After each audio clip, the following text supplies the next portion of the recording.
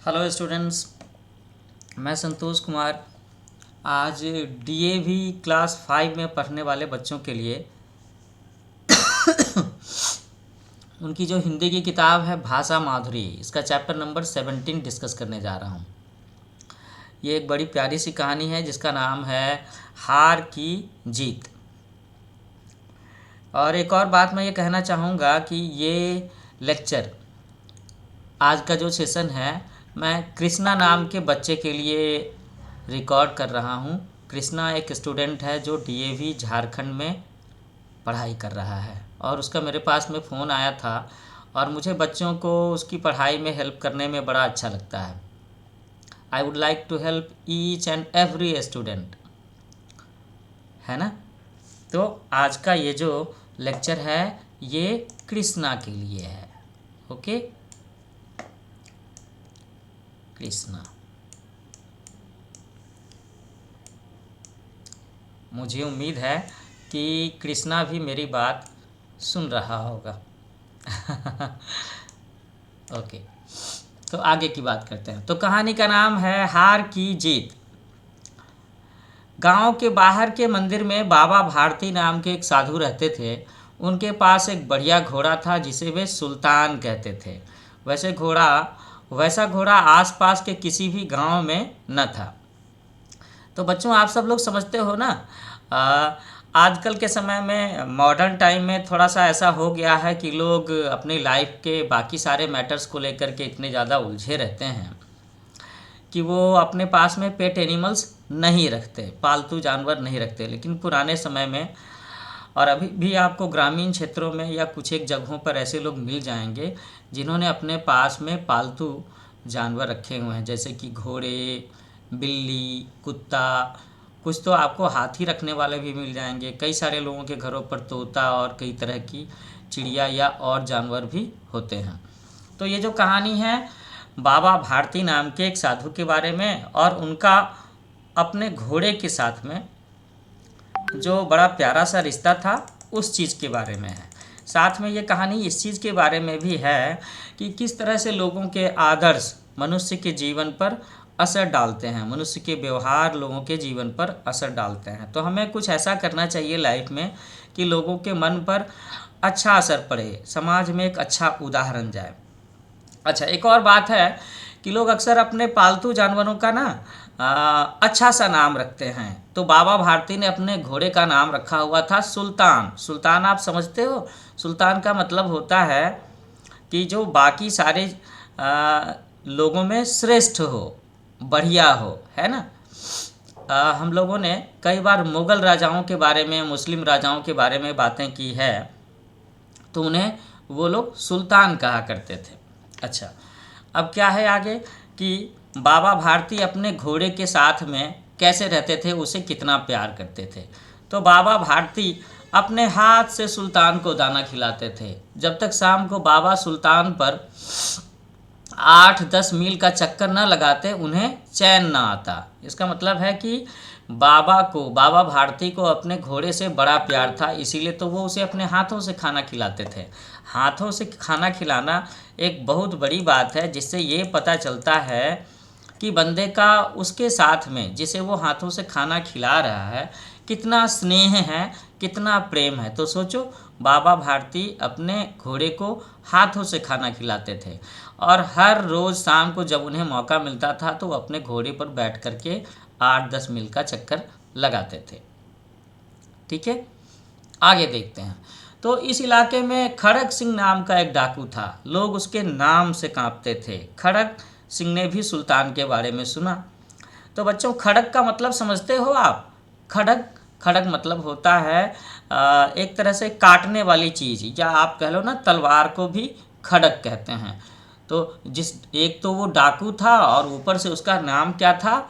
खड़ग सिंह। तो स्वाभाविक है कि लोग डाकू से डरते हैं और खड़ग सिंह नाम से भी डर लगता है, तो लोग उसके नाम से कांपते थे। अगर कहीं किसी ने सुन लिया कि उस रास्ते से खड़ग सिंह आ रहा है तो लोग उसका रास्ता छोड़ करके छिप जाया करते होंगे।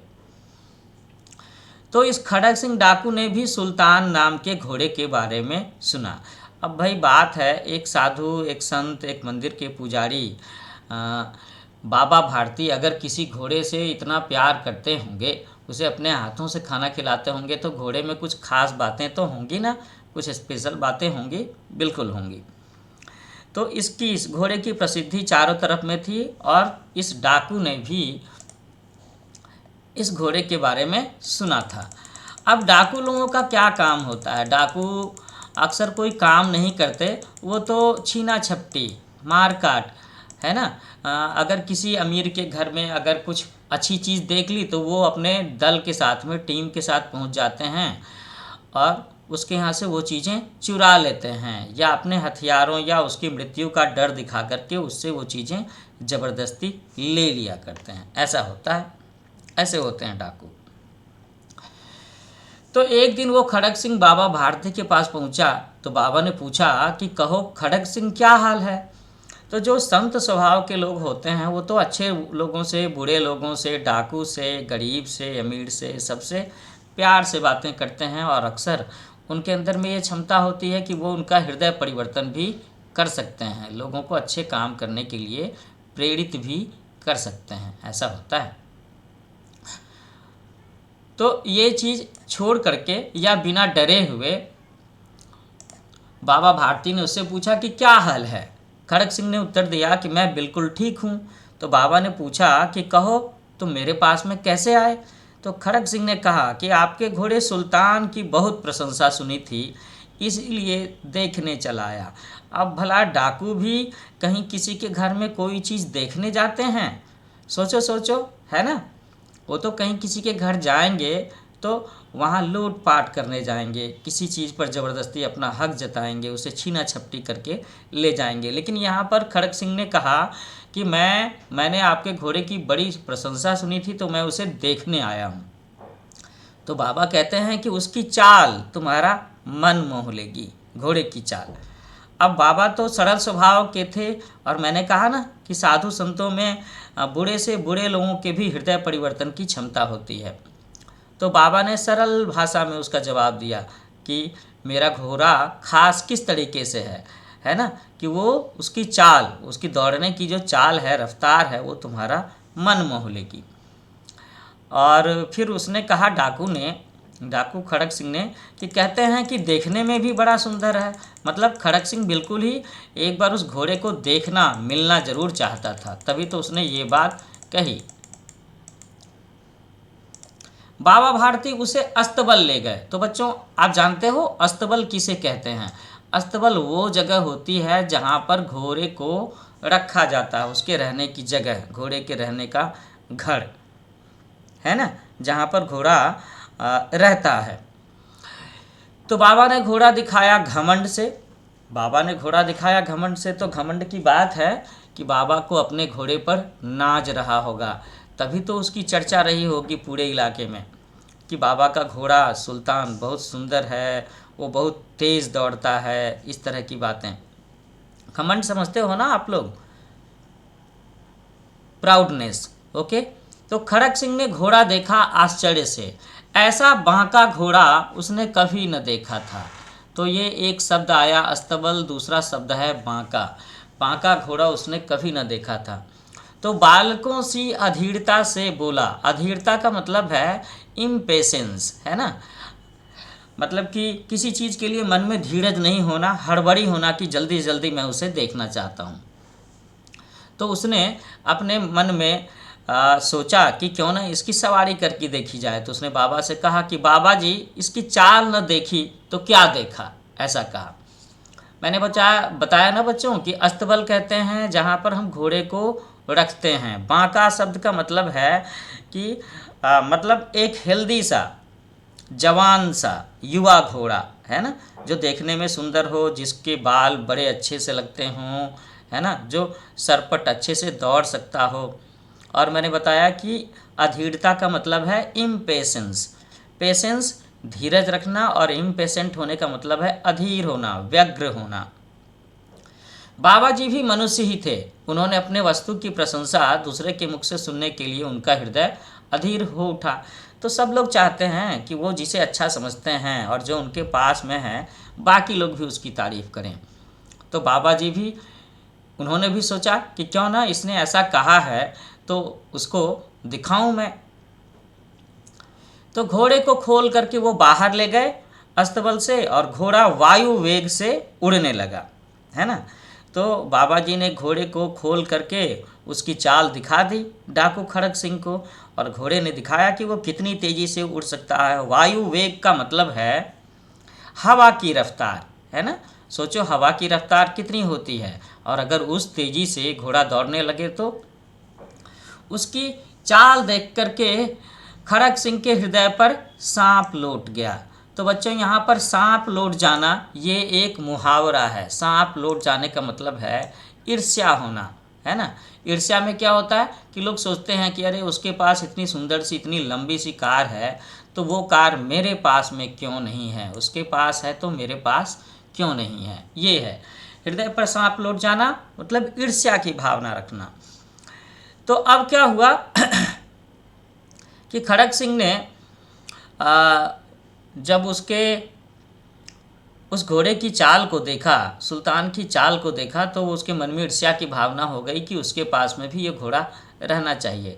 तो अभी तो खड़क सिंह लौटने लगा और जाते जाते उसने कहा कि बाबा जी मैं यह घोड़ा आपके पास रहने न दूंगा।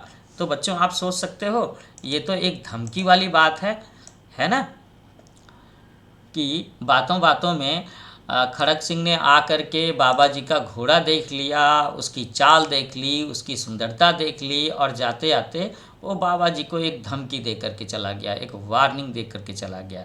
क्या कि बाबा जी मैं ये घोड़ा आपके पास रहने न दूंगा। कहने का मतलब है इनडायरेक्टली उसने कहा बाबा जी से कि बाबा जी मैं आपका घोड़ा ले लूँगा, छीन लूँगा, ऐसा कहा। तो नेचुरली बाबा जी को, बाबा भारती जी को डर हो गया होगा। अब भाई वो सरल सीधे स्वभाव के थे। अब डाकू अगर उन्हें मृत्यु का भय दिखा करके, हथियार का भय दिखा करके, घोड़े को नुकसान पहुंचाने का डर दिखा करके अगर घोड़ा छीन ही ले तो क्या होगा, क्या कर सकते हैं बाबा जी। और दूसरी बात मैंने कहा ना कि भाई भले ही वो संत साधु स्वभाव के थे, लेकिन घोड़ा उनका पालतू था तो उन्हें उससे प्रेम था, लगाव था, उसके छीन जाने का डर उन्हें अच्छा नहीं लगा होगा। अब उन्हें रात को नींद न आती, सारी रात अस्तबल की रखवाली में कटने लगी। कई मास बीत गए और वह न आया, यहाँ तक कि बाबा भारती कुछ असावधान हो गए, है ना। असावधान होना मतलब है केयरलेस होना, ठीक है। तो बच्चों क्या हुआ कि उसकी इस धमकी से बाबा भारती को डर लग गया। अब वो रात में ठीक से सो नहीं पाते थे, उन्हें अक्सर डर लगा रहता था कि कहीं खड़क सिंह या खड़क सिंह का कोई आदमी आकर के अस्तबल से उनका घोड़ा चुरा करके ना ले जाए। तो बाबा अक्सर रातों में चौंक करके जाग जाया करते होंगे और जाकर अस्तबल में देखते होंगे कि उनका घोड़ा सही सलामत है या नहीं है। ऐसे ऐसे करके उनके दिन कटने लगे। तो कई मास बीत गए, मास मतलब है मंथ्स, तो काफ़ी सारे आप कह लो 3 महीने 6 महीने इस तरीके का समय बीत गया और वो ना आया। और आगे चल करके बाबा भारती कुछ असावधान हो गए। असावधान कहने का मतलब है केयरलेस हो जाना, है ना, कि अब वो इस चीज़ को लेकर के भूल गए होंगे कि अरे डाकू ने शायद ये बात ऐसे ही कह दी होगी। तो असावधान होने का मतलब है केयरलेस हो जाना, है ना। और उन्हें केयरलेस नहीं होना चाहिए था, क्योंकि डाकू के मन को भा गया था ये घोड़ा। अब आगे क्या होता है कि एक बार की बात है, it was time of evening, संध्या का समय था। बाबा सुल्तान पर सवार होकर के घूमने जा रहे थे, जैसा कि वो रोज़ शाम में घूमा करते थे, है ना। और उन्हें अपने घोड़े की देख रेख में बड़ा मन लगता था। वे फूले न समाते थे। फूले न समाने का मतलब है कि बहुत खुशी महसूस करना, ये भी एक मुहावरा कह लो आप, ओके।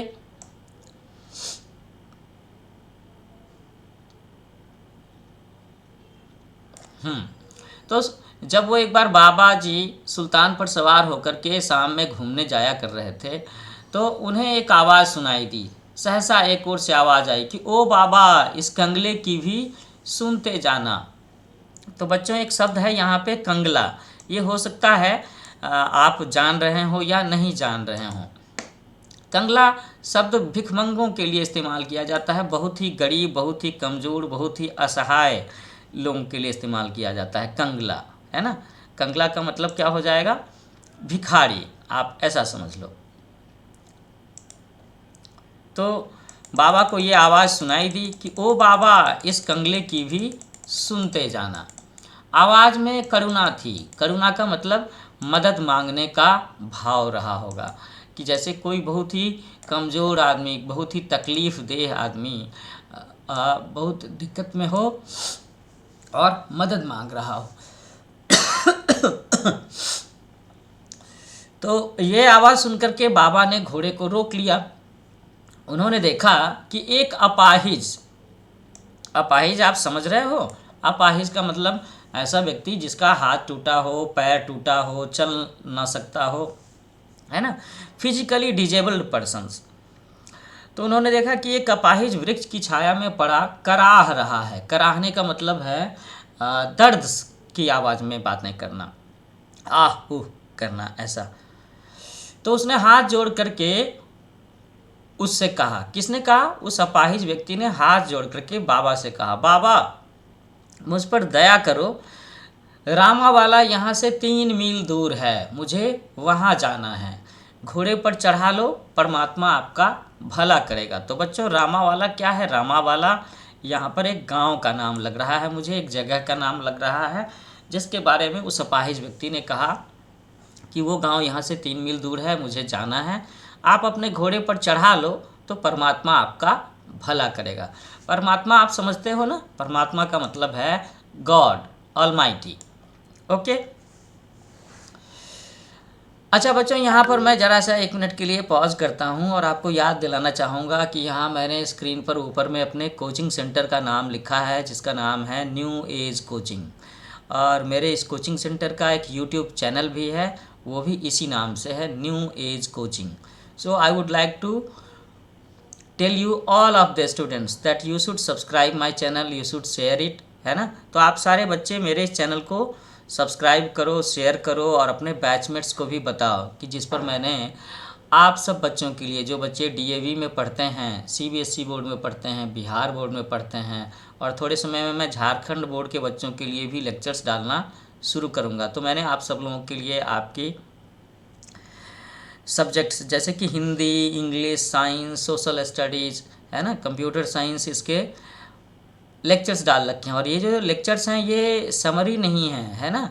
मेरे जो लेक्चर्स होते हैं वो बिल्कुल आपको ऐसा लगेगा जैसे कि आप स्कूल में पढ़ रहे हो या ट्यूशन की टीचर आपको सामने में बिठा करके पढ़ा रहे हैं। तो आप बस लेक्चर को ऑन कर लो और सामने में किताब रखो, तो आप आसानी से पढ़ सकते हो, समझ सकते हो। ठीक है, आगे बढ़ते हैं। तो यहाँ बाबा भारती ने घोड़े पर अपाहिज को सवार किया। मतलब वो जो अपाहिज आदमी जिसने कहा था कि वो बाबा इस कंगले की भी सुनते जाना, बाबा ने उस अपाहिज व्यक्ति को बिठा लिया और उन्होंने सोचा कि इसको क्यों ना उस गांव तक पहुंचा ही दे देते हैं, है ना, उस आदमी की मदद हो जाएगी। तो बाबा ने उसे घोड़े पर बिठा दिया और वो खुद नीचे उतर गए और स्वयं उसकी लगाम पकड़कर धीरे धीरे चलने लगे। तो बच्चों, आप जानते हो कि ये लगाम शब्द क्या होता है? एक्चुअली में घोड़े के शरीर पर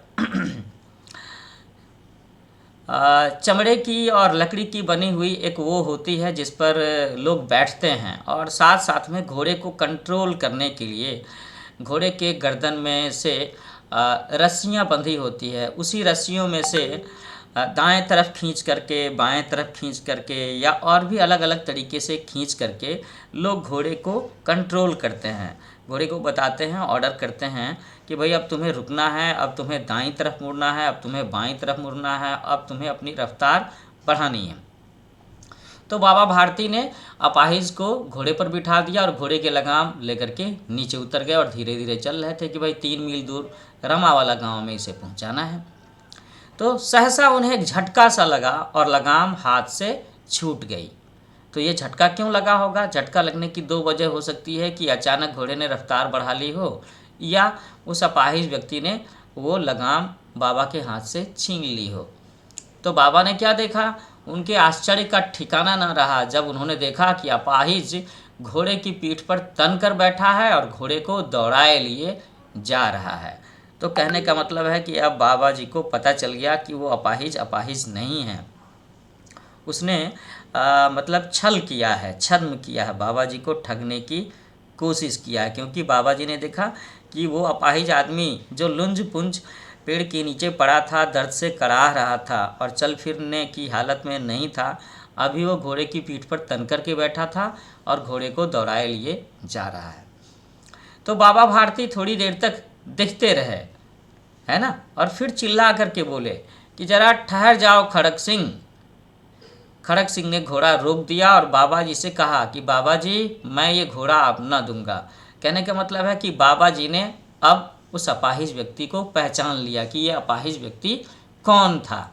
तो बच्चों, आप लोगों ने समझ लिया, ये अपाहिज व्यक्ति था खड़क सिंह, वही खड़क सिंह डाकू जिसने एक बार बाबा जी के घर पर आकर के घोड़े को देखा था, उसकी सुंदरता के बारे में, उसकी रफ्तार के बारे में बाबा जी से बातें की थी। और उस समय भी वो बाबा जी को धमकी दे करके गया था कि बाबा, मैं ये घोड़ा आपके पास में नहीं रहने दूंगा, नहीं रहने दूंगा। तो यहाँ पर भी उसने ये जो छोटा सा एक्ट बाबा को ठगने वाला किया कि अपाहिज बन करके वो पेड़ के नीचे लेटा हुआ था और दर्द से कराह रहा था, और बाबा जी से उसने कहा था कि मुझे ज़रा 3 मील दूर वाले गांव के पास पहुंचा दो, और बाबा जी ने दया की भावना के साथ उसे अपने घोड़े पर बिठा लिया था। और घोड़े पर बैठते ही उसने बाबा के हाथ से लगाम छीन ली और घोड़ा को दौड़ाए लिए जा रहा था। लेकिन बाबा जी ने भी पहचान लिया, है ना। यहाँ आप नीचे देख रहे हो कि शब्दार्थ में 2 शब्द हैं, अस्तबल और बांका। तो मैंने आपको पहले बताया था कि अस्तबल क्या होता है, वो घोड़ों की रहने की जगह है, और बांका मतलब होता है सुंदर। बांका शब्द के साथ में आप छैल छबीला भी कहीं कहीं देख सकते हो। भगवान कृष्ण को भी बांका, बांके बिहारी ऐसा कहते हैं।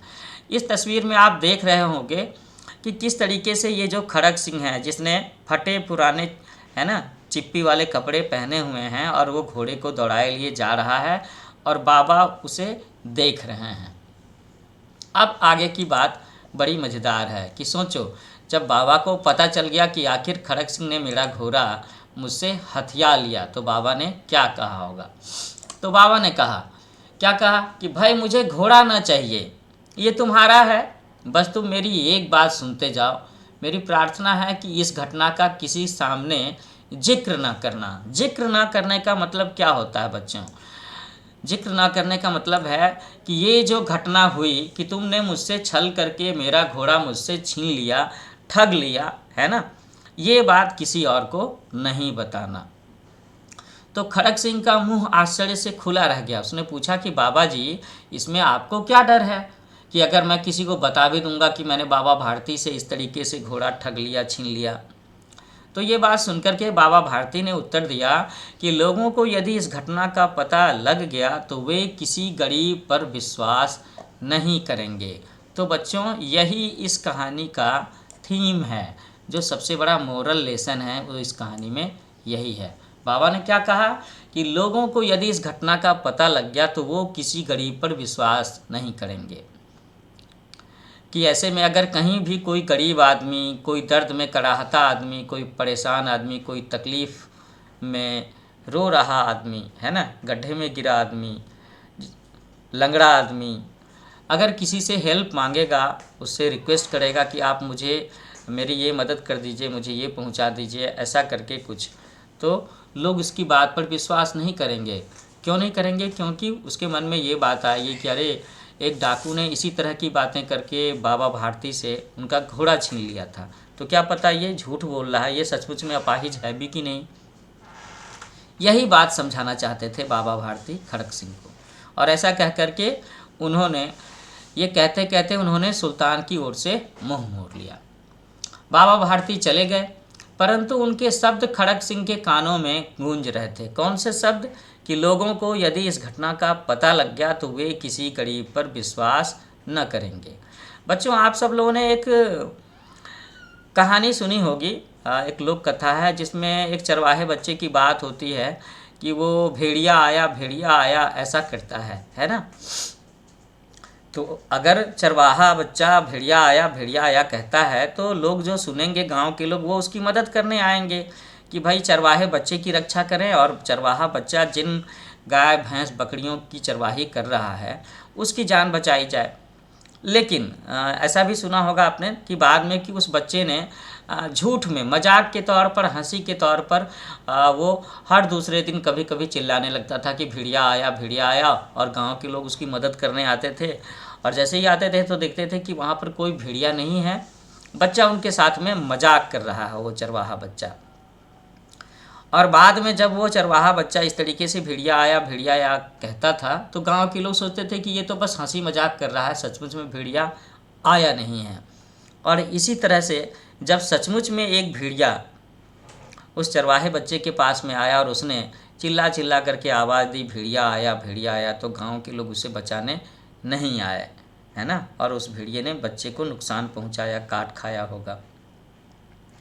तो यही बात है। और ऐसी ही बात बाबा भारती ने कहा था खड़क सिंह को, जो उसके कानों में गूंज रहे थे कि लोगों को यदि इस घटना का पता चल गया तो वो कभी भी किसी गरीब की बात पर, गरीब की प्रार्थना पर भरोसा नहीं करेंगे।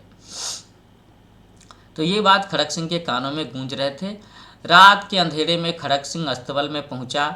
उसने देखा कि फाटक खुला था। फाटक का मतलब है दरवाज़ा।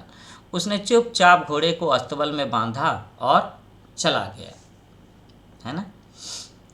तो क्या हुआ बच्चों, ऐसा हुआ कि खड़क सिंह के दिमाग में ये बात गूंज रही थी, जो बात बाबा भारती ने उससे कही थी कि ये घटना अगर सबको बताओगे तो लोग गरीब की मदद, गरीब के रिक्वेस्ट पर, गरीब की पुकार पर विश्वास नहीं करेंगे, है ना। और यही बात सुन कर के खड़क सिंह का विवेक जाग गया और खड़क सिंह ने बाबा का घोड़ा लौटा दिया। उसने खुद से आकर के अस्तबल में आकर के घोड़ा बांध दिया और चला गया।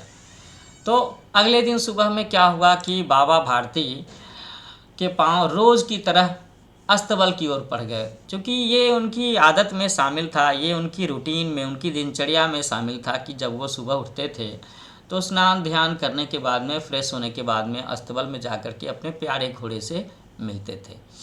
तो अस्तबल की ओर जब वो बढ़ गए तो दरवाजे पर पहुंचकर उन्हें भूल का पता लगा। उन्हें याद आ गया कि ओहो, मेरा घोड़ा तो खड़क सिंह ले गया है, तो यहाँ तो अस्तबल में कुछ होगा नहीं। वे वहीं रुक गए, और जब वो रुक गए तो सुल्तान ने बाबा के पैरों की आवाज़ पहचान ली और वो हिनहिनाया। वो घोड़े की आवाज़ को हम लोग हिनहिनाना कहते हैं, घोड़े की आवाज़ को हिनहिनाना कहते हैं। तो अक्सर ना ये जो पेट जानवर होते हैं, इनको अपने मालिक के साथ में बड़ा लगाव होता है। वो जानवर अपने मालिक की पैर की आहट, उसके पीठ पर सहलाने से, है ना, उनकी सांसों को, उनके कपड़ों की खुशबू, उनके इन सब चीज़ों को पहचानते हैं, शरीर की खुशबू को पहचानते हैं पालतू जानवर। तो सुल्तान को तो पिछली रात में ही खड़क सिंह अस्तबल में बांध गया था, और बाबा गलती से रोज़ की आदत की तरह से आ गए थे कि भाई घोड़ा तो यहाँ होगा नहीं, लेकिन आ गए थे। लेकिन सुल्तान ने बाबा को पहचान लिया और वो प्यार से हिनहिनाया, और उसकी हिनहिनाहट की आवाज़ सुनकर के बाबा भारती खुशी से दौड़ते हुए अंदर घुसे और घोड़े के गले से लिपट गए। फिर वो संतोष से बोले। संतोष यहाँ पर एक फीलिंग का मतलब है सेटिस्फैक्शन, क्योंकि उनके अंदर में ये बात आई हो गई ना कि चलो मेरा घोड़ा मुझे वापस मिल गया। इसी संतोष के साथ वो अपने आप से बोले, क्या बोले कि अब कोई गरीब की सहायता से मुंह ना मोड़ेगा, है ना। कि अब कभी कभी कहीं भी किसी गरीब अपाहिज की बात किसी को सुनाई देगी तो कोई उसकी आवाज़ से हेल्प करने के लिए मुंह नहीं मोड़ेगा। लोग उसकी बात पर विश्वास करेंगे और उसकी मदद पहुंचाएंगे। तो बच्चों, इस तरीके से ये स्टोरी यहाँ पर समाप्त होती है ना। ये बड़ी प्यारी सी स्टोरी थी। स्टोरी मैं इसलिए कहता हूँ क्योंकि बच्चों को स्टोरी सुनना पसंद है। बच्चों को अगर आप ये कहते हैं कि आज मैं आपको हिंदी का एक चैप्टर पढ़ाऊँगा, तो बच्चे थोड़ी सी बोरियत महसूस करते हैं, थोड़ा सा डिसइंटरेस्ट शो करते हैं। लेकिन बच्चे हों बूढ़े हों, सबको कहानियाँ सुनना पसंद है। और कहानियाँ सुनने का मतलब क्या है कि कोई आपको कहानी पढ़ करके सुनाए, है ना।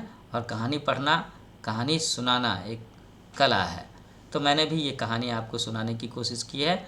एक बार फिर से आप सब बच्चों से कहूँगा कि आप सब मेरे चैनल न्यू एज कोचिंग को लाइक करो, शेयर करो, सब्सक्राइब करो, और जल्दी ही मैं आपसे फिर मिलता हूँ एक नए लेक्चर सेशन के साथ में। तब तक के लिए happy learning with new age coaching. Take care, bye bye.